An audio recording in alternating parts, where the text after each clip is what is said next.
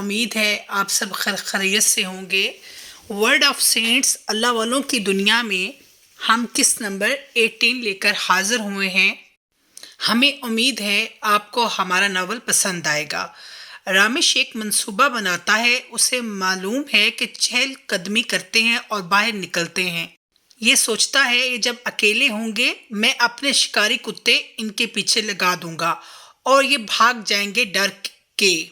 اب یہ نہیں معلوم کہ اللہ کے پسندیدہ انسان ہے، اللہ ایسے لوگوں کی حفاظت کرتا ہے، مگر یہ بات ہر انسان نہیں سمجھ سکتا۔ بستی سے تھوڑا دور ایک نہر ہے جہاں یہ اکثر بیٹھ جاتے ہیں۔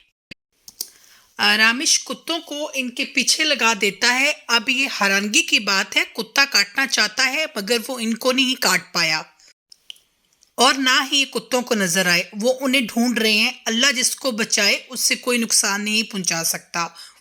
وہ کتے کا شکار کیے بغیر واپس آ گئے۔ یہ تھوڑی دور جا کر چھپ کے عباس کا دل گھبرایا، وہ ان کے لیے آیا مگر ان کو ٹھیک دیکھ کر بہت خوش ہوا۔ رامیش اور سواتری کی رسم ادا کی گئی، پھیرے کروائے گئے، ان کی پنڈت نے شادی کروائی۔ ان کی اپنی رسمیں ہیں، یہ لوگ بتوں کی پوجا کرنے والے ہوتے ہیں۔ بس اس کو یہ بالکل بھی اچھا نہیں لگا اسے میں گھر کی عزت بنا دوں، اس کی وجہ سے زمانے میں رسوا ہوئی اور گندا آدمی اپنی عزت اچھالنے کی بات کرتا ہے۔ کون سی عزت، کیسی عزت، بس یہ باتیں مفروضے ہیں انسانوں کے جن کو وہ سمجھنے سے قاصر ہیں۔ رانی کے والد کو معلوم ہوا کہ رامیش نے کتے ان کے پیچھے لگا دیے، وہ گواہ بن گیا۔ پنچایت میں اس بات کو لایا گیا۔ اپنے کتے نہر میں چھوڑ دیے جہاں یہ بیٹھے ہوئے تھے۔ خیر رامیش اور اس کا والد متھاس اس بات کو گھما دیتے ہیں، ہم ان کو چھوڑتے ہیں کبھی کبھی بس پانی پینے کے لیے۔ فضل الدین نے بہت عقل مندی کی بات کی، وہ ان کے والد کی طرف دیکھ کر بولے۔ وہ کسی شکار کو ڈھونڈ رہے تھے مگر شکار نہیں مل سکا انہیں، بس اوپر والا حفاظت کرنے والا ہے۔ مقابلہ سامنے ہو تو مزہ آتا ہے، یوں عورتیں کرتی ہیں مرد نہیں کرتے۔ متھاس غصے سے بولا، اے نوجوان، اپنی حد میں رہ کر تو بات نہیں کر سکتا۔ ایسی بات کر رہا ہوں، کبھی ایسا نہیں ہوا کہ ہمارے ساتھ کوئی بدتمیزی کرے؟ آنکھوں میں آنکھیں ڈال کر بات کر رہے ہوتے ہیں اور سب کھڑے ہوتے ہیں۔ ان کو یاد ہے ان کے استاد محترم اسام الحق نے کہا تھا کہ سب سے مشکل بات ہے کسی بادشاہ کے سامنے حق کی بات کہنا، مگر یہ بالکل نہیں ڈرے، بس دیکھتے جا رہے ہیں۔ اس کے کمرے میں گئی تو بیٹھی ہوتی ہے، یہ غصے سے دروازہ کھولتا ہے، بولتا ہے، تم مصیبت مجھے کیسے سزا کے طور پر مل گئی؟ یہ اس کی طرف دیکھ کر بولی، مجھے بھی کوئی شوق نہیں ہے تم جیسے کہ منہ لگنے کا۔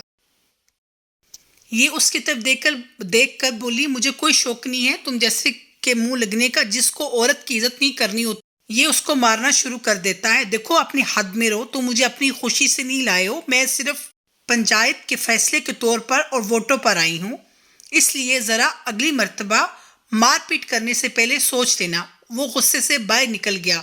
یہ بیٹھی اور کہنے لگی، اے اوپر والے میرے لیے آسانی کر دے، یہ سوچتی ہے میں رانی سے کہہ کر فضل الدین کے پاس جاؤں گی۔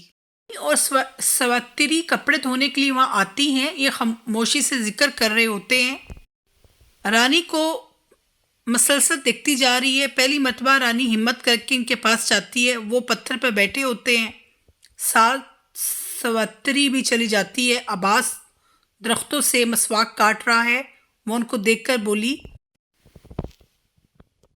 دونوں کو بولے، کوئی بات نہیں، تم بھی نیک ہو جاؤ گی، اللہ سب کا ایک ہے، کوئی مذہب کیا، سب کا اللہ ایک ہے، بس ہم بلا وجہ پھنس کے غلط مفروضوں میں، دیکھو تمہاری آزمائش بھی ہو سکتی ہے، تم کیسے چلتی ہو، اگر تم ایمانداری سے رہو گی اوپر والا تمہارے لیے آسانی کرے گا اور تمہیں آسانی دے گا۔ یہ خاموشی سے سنتی جا رہی ہے۔ ہم سب مسافر ہیں، کسی ٹائم بھی ہمیں اوپر والا بلا لے گا۔ ہماری ہر خواہش پوری ہو، بات صرف یہ ہے ہمارا دل صاف ہونا چاہیے اور ہمارے دل میں اللہ ہونا چاہیے۔ رانی اور ان کی آنکھیں ٹکرا گئیں۔ دعاؤں میں یاد رکھیے۔ اللہ حافظ۔ انشاءاللہ نئی قسط کے ساتھ حاضر ہوں گے۔ رابیل کے چینل کو سبسکرائب کرنا مت بھولیے۔